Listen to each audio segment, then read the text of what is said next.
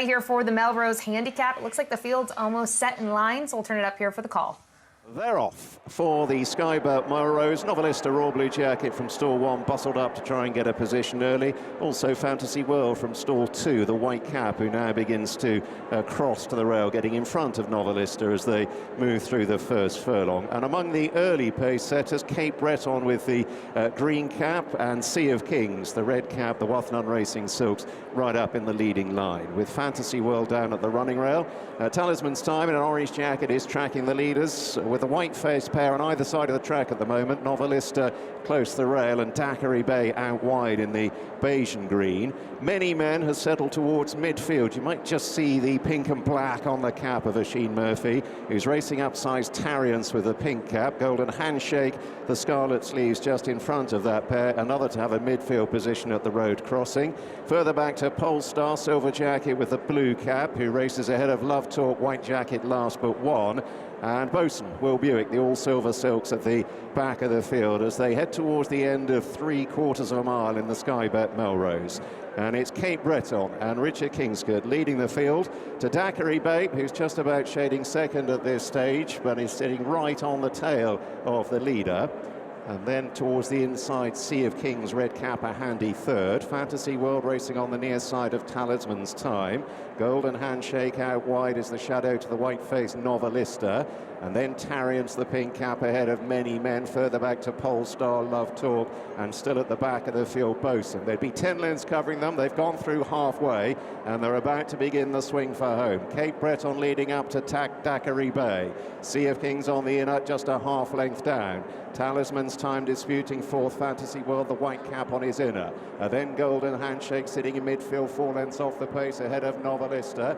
To the nose-bounded Tariance, and then further back in the field to Many Men. The checks on the jacket of red and pink as they turn on in. Further back, Polestar, Love Talk and Bosun. Heading for the last half mile then.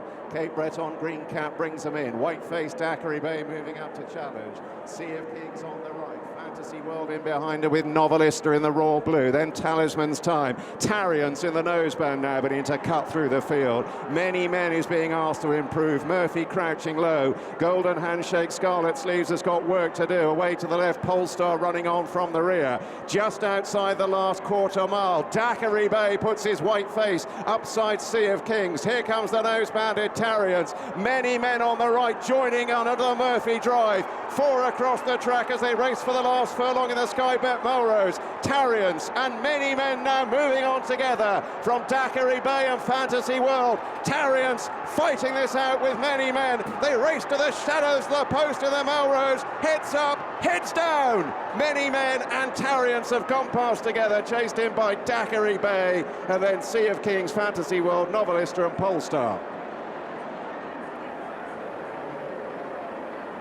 Many Men and Tariance come to the wire together, and as we look at the line, it's tough to call. When I watched it live, I thought it went one way, and now watching it there with that slow-mo replay, Jess, I'm not as sure. When I watched it live, I thought it was your pick in here, Many Men, and then I watched it again. It looks like Tariance. What are you calling?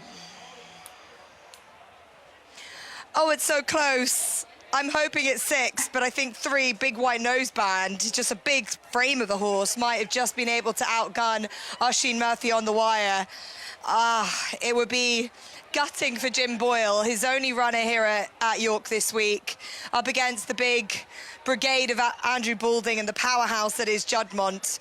But whatever the case, Oisin Murphy's given a pat down the neck to think that he might have been able to have got there, but it's very, very tight. They're taking a while to come back with the winner. 6 and 3. We're waiting to hear the call. Whatever the case, I think that full credit to Colin Keane. He's given Tariance a great ride from there, as I thought he was out wide, but I was watching Many Men. Here is the result coming through. First is number 3. He's been done on the line. I'm gutted for Many Men, as he's ran a blinder, but the bigger nose, the bigger frame has just about landed it. And Oisin Murphy has been denied by Colin Keane, Juddmonte, and that big outfit again of Andrew Balding. And the son of Frankel has delivered when it really matters, and Colin Keane breathes a sigh of relief. But having a look at the head-on again, Ashley, you can see Many Men just squeezes out for a run and finds his little gap. and he was still traveling ever so well. Oisin Murphy just didn't want to get him to the front too soon, and he probably did get there with just wanting that little bit of running room, and he found it. But on the line, they do come quite close at the end.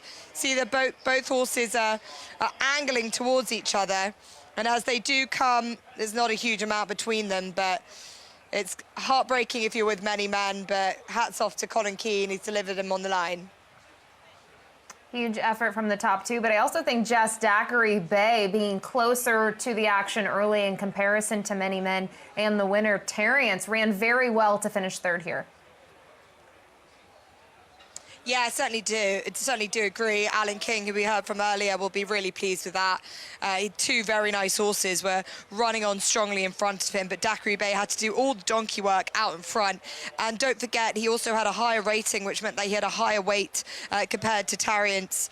Well, he had equal weight with Terrience, but he had a bigger weight than Many Men. But doing all the donkey work out in front was hard work for him, and they'll take a lot of joy from that, and they'll have plenty of fun to go forward. But these are very useful 3-year-olds, Ashley. They're the types that you want to follow going forward. They're future stayers, they're future cup horses for next year, and I think that we'll be remembering Terrience, and Many Men will be trying to gain revenge in the future.